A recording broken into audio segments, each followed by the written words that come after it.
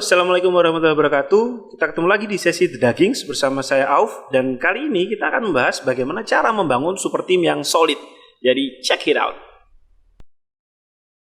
Oke, bagaimana sih cara membangun super team yang solid? Belakangan ini banyak yang suka membahas tentang tema super team gitu ya. Dan ini menarik karena banyak yang tidak ngomongin basicnya. Nah kali ini ya saya akan mengangkat tema basic bagaimana sih biar kita bisa dapatkan super team yang solid. Yang pertama, pertanyaan besarnya adalah why do you do what you do?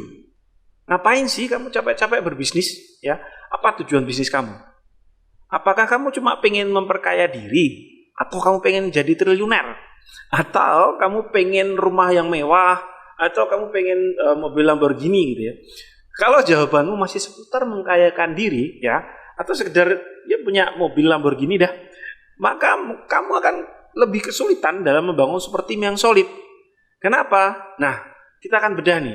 Dalam membangun sebuah super team itu ada dua basic yang harus kita pahami. Yang pertama adalah company purpose. Yang kedua adalah company culture. Di video kali ini kita akan bahas tentang company purpose. Bagaimana sih tentang company purpose? Nah, saya ingin kasih gambaran nih. Pernah nggak kamu merasa bahwa kok karyawanku nggak engage ya? Kok mereka kayak males-malesan ya? Kayak mereka kayak sekedar masuk aja, nggak punya ide dan seterusnya gitu ya. Nah kalau kamu mengalami kejadian seperti itu, kalau kamu ingin karyawan kamu lebih engage, lebih produktif gitu ya, caranya gimana? Give them a purpose, ya, kasih mereka tujuan gitu. Karena mereka mungkin nggak tahu tujuan bisnis kamu tuh apa. Kalau mereka tahu gitu, tujuan bisnis kamu tuh hanya mengayakan diri sendiri gitu ya, itu bisa jadi mereka datang hanya karena gaji mungkin gitu ya. Seperti kata Jalaluddin Rumi, what you seek is seeking you. Kalau kita nyarinya uang, kita akan dapat orang-orang yang akhirnya hanya mencari uang. Many people, not just millennials gitu ya, itu ingin kerja di sebuah organisasi yang misi dan filosofi bisnisnya itu beresonansi, bervibrasi dengan mereka secara intelektual maupun emosional. Makanya tadi saya sempat tanya gitu, why do you do what you do? Ya, kenapa sih kamu ngelakuin yang kamu lakuin? Kenapa sih kamu berbisnis gitu? Kalau hanya sekedar menghasilkan laba yang banyak ya, atau punya banyak cabang, karena banyak teman-teman UMKM itu visinya itu punya banyak cabang, ya, labanya banyak gitu ya. Atau ya pokoknya yang kesannya itu hanya menguntungkan perusahaan, maka ini juga belum cukup sebenarnya untuk membuat landasan dalam membangun super team ya. Kalau kamu pengen buat kamu harus bikin sebuah powerful statement atau company purpose yang bisa dihafal dan ditirukan oleh seluruh stakeholder ya. Kadangkala ada orang bikin visi, purpose companyku ini A gitu, tapi itu terlalu susah sehingga timnya itu nggak bisa melafalkan dengan baik gitu ya. Jadi kalimat itu tidak akan menjadi sebuah kalimat yang menggerakkan. Kalau kita sudah punya kalimat yang menggerakkan, itu harus nanti tertulis di visi dan misi perusahaan. Nah, terus gimana dong caranya nih Mas membuat sebuah company purpose gitu? How to find your company purpose gitu? Saya akan bantu nih untuk menemukan company purpose-mu sendiri. Kalau kamu belum ada ya, ingat sekali lagi kalau visimu, purpose-mu hanya sekedar mengkayakan diri, itu kecenderungannya kamu akan kesulitan bangun super team. Ya, sehingga coba deh jawab yang ini. Satu, pertanyaan pertama adalah kenapa sih perusahaanmu itu harus eksis? Apa alasannya? Gitu. Kamu harus bisa menjawab itu. Karena kalau enggak, ya sudah, apa bedanya perusahaanmu dengan perusahaan lain? Ya tentunya calon tim kamu, employee di dalam di dalam perusahaan itu akan sama aja, nggak ada bedanya gitu. Dia kan gampang pindah. Terus yang kedua, value apa yang kamu berikan kepada customermu? Ya, value. Ya ingat, value-nya, bukan produknya, bukan jasanya, tapi value-nya. Kamu tuh sebenarnya membantu customer itu dalam hal apa? Itu harus jelas. Yang ketiga, kenapa perusahaanmu secara unik punya kemampuan untuk menyediakan value itu ke customer? Nah, 3 pertanyaan ini coba deh kamu jawab dulu. Sehingga kamu jadi tahu, purpose company-ku itu ini, tujuan company-ku itu ini, tujuanku berbisnis itu ini. Kalau kamu sudah bisa menjawab, it's okay, itu sudah bagus gitu ya. Nah, your purpose is your promise to customer. Artinya, Tujuan kita itu janji kita kepada customer kita. Kita harus paham itu. Ketika kita sudah ngomong visi gitu ya, ditulis, mungkin ada yang sampai tempel di tembok dan seterusnya. Nah itu tuh janji kita ke customer. Kalau kamu sudah bisa menjawab 3 pertanyaan tadi, saya akan lanjutkan nih dengan 3 pertanyaan berikutnya. Ini akan menguji benar-benar apakah benar-benar itu tujuan bisnis kamu, tujuan perusahaan kamu. Karena gini, saya cerita sedikit. Di masa pandemi sekarang itu banyak yang ketika awal itu ngomong, tujuan bisnis saya tuh ingin membuka lapangan kerja. Nah, itu menarik. Karena ketika visinya mereka seperti itu, harusnya selama pandemi mereka nggak boleh meng-cut off, melay off, ya, mem-PHK karyawan. Kalau tujuannya benar-benar membuka lapangan pekerjaan. Nah, saya jumpa itu beberapa perusahaan yang visinya bagus membuka lapangan pekerjaan, tapi kok karyawannya di layoff. Berarti nggak konsisten dong, purpose-nya nggak kuat. Sehingga coba kalau tadi sudah bisa jawab 3 pertanyaan tadi, ya, saya kasih 3 pertanyaan tambahan yang ini akan membantu menemukan purpose-mu sebenarnya.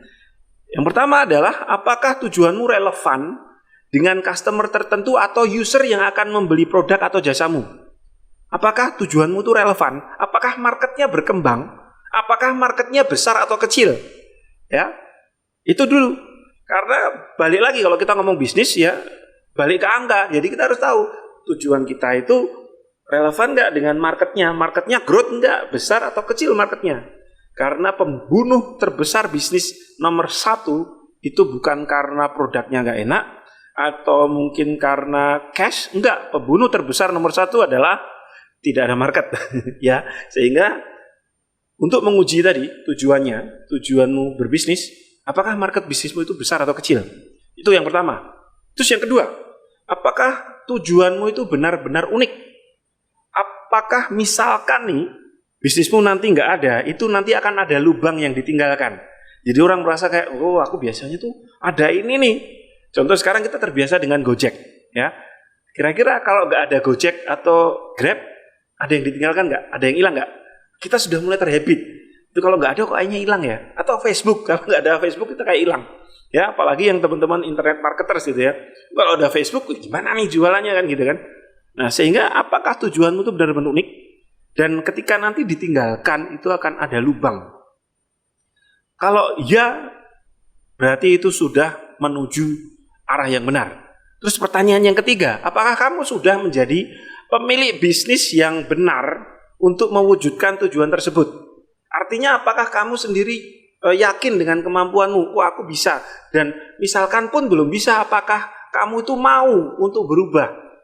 Sehingga pantas untuk menjadi pemilik bisnis yang seperti itu. Ya, apakah kita punya atau kita bisa meningkatkan kapasitas kita untuk mewujudkannya?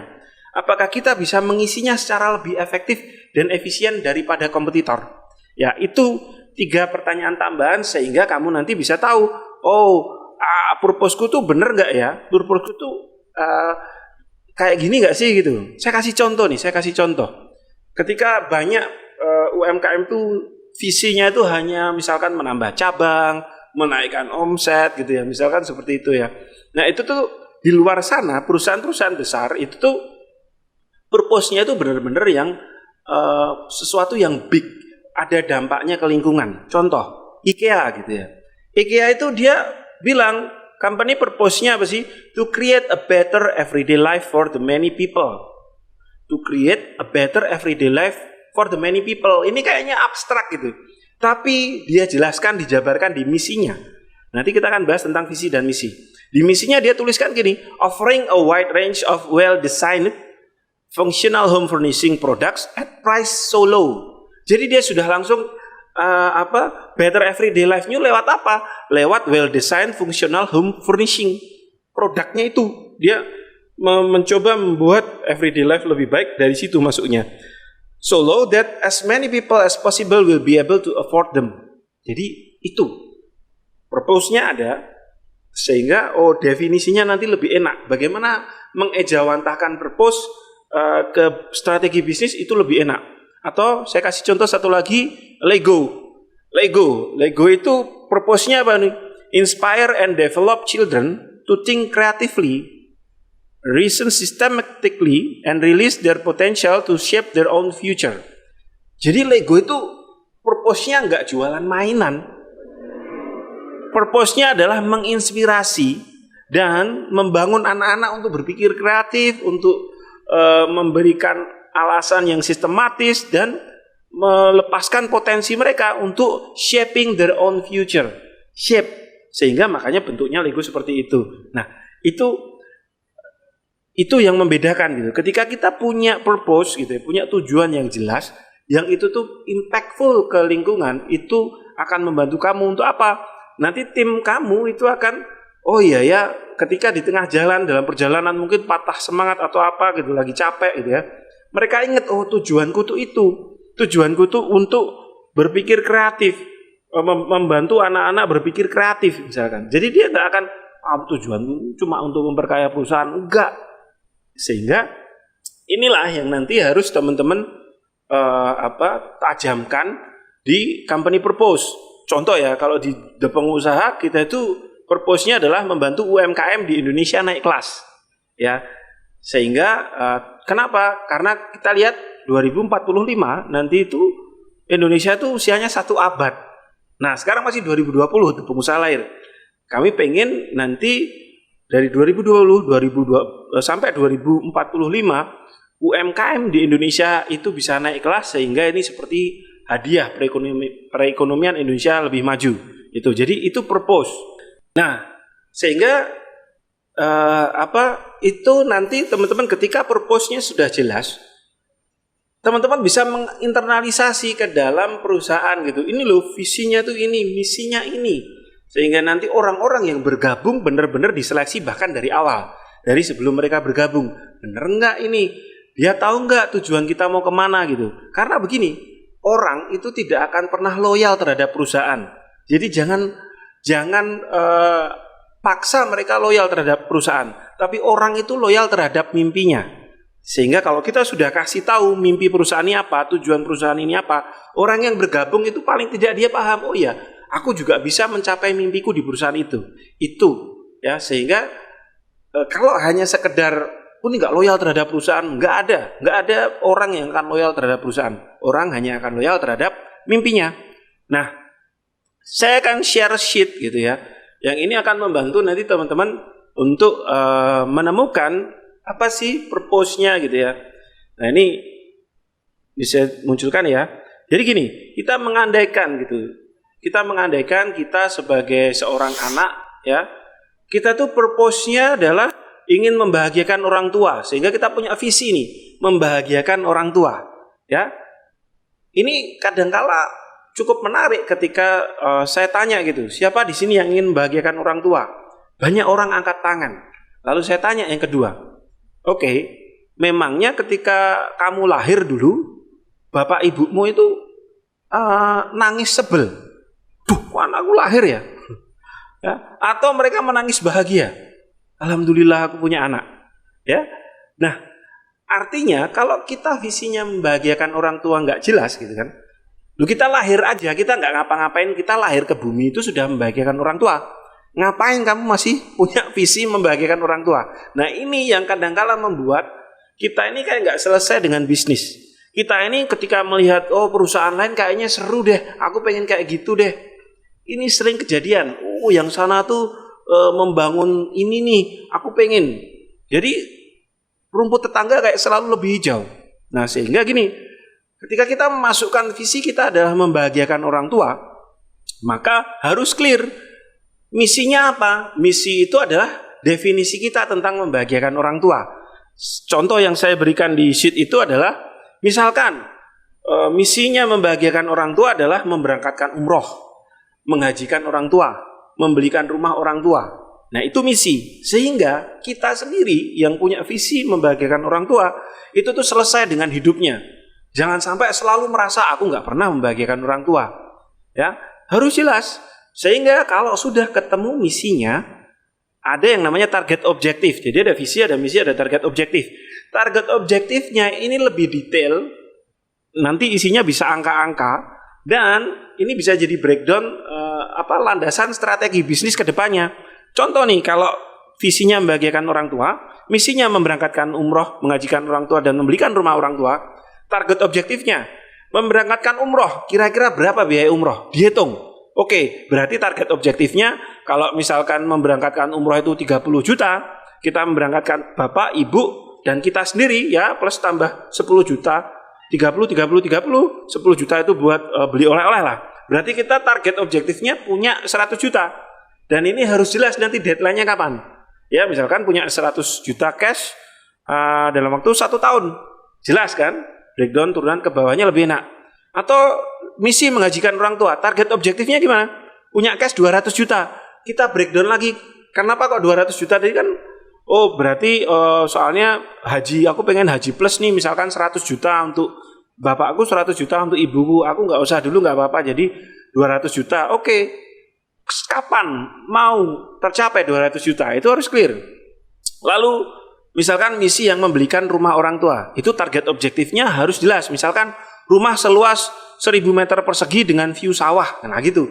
Silakan, bisa angka rumah seharga 10 miliar atau seperti ini tadi, rumah seluas 1000 meter persegi dengan view sawah. Nah, ini jelas sehingga begitu kita tahu target objektifnya itu, kita akan punya alasan yang kuat ketika kita bangun pagi. Setiap pagi kita tahu, oh, aku akan ngejar uang 100 juta cash karena aku punya misi memberangkatkan umroh orang tua dalam rangka visiku membahagiakan orang tua. Nah, ini contoh saya berikan ya. Terus kalau bisnis gimana Mas? Itu kan orang tua. Saya kasih contoh gitu ya. Misal tadi saya ngomong tentang the pengusaha. Kita pengen membantu UMKM di Indonesia naik kelas. Visinya adalah membantu UMKM di Indonesia naik kelas sebagai hadiah ulang tahun 1 abad Indonesia. Misinya kita breakdown di situ. 1% usaha mikro naik kelas ke usaha kecil. Yang kedua, misi kedua, 2% usaha kecil naik kelas ke menengah. Misi yang ketiga, 3% usaha menengah naik kelas ke usaha besar. Sebagai catatan, menurut Bank Indonesia, jumlah UMKM itu tuh ada sekitar 56.534.592 dari total 56.539.560 usaha, atau sekitar 99,99% dari perekonomian Indonesia itu dihasilkan oleh UMKM. Nah, dari kurang lebih 64 juta tadi ya, kurang lebih 64 juta karena ini data tahun 2012, jadi mungkin sekarang sudah nambah. Kita anggaplah ada sekitar 64 juta. Nah, usaha mikro itu ada sekitar 38,81% dari jumlah usaha di Indonesia. Ya, sehingga itu sekitar 24.838.400. Nah, tadi kan misinya adalah 1% usaha mikro naik kelas ke kecil. Ya, nanti teman-teman bisa lihat ini ini saya munculkan gitu ya. Gimana sih usaha mikro, usaha kecil, usaha menengah? Ini ada gambarannya ya. Ini grade-nya gitu. Ini menurut Bank Indonesia. Nah, balik ke misi tadi. Ketika misinya 1% usaha mikro naik kelas ke kecil, berarti harus tahu target objektifnya. Berapa usaha mikro yang akan dibantu? Misal, 1% dari 24.838.400. Ya, itu berapa? Loh, 24 juta itu dari mana? Dari tadi 38,81% dikali 64 juta usaha di Indonesia, UMKM gitu ya.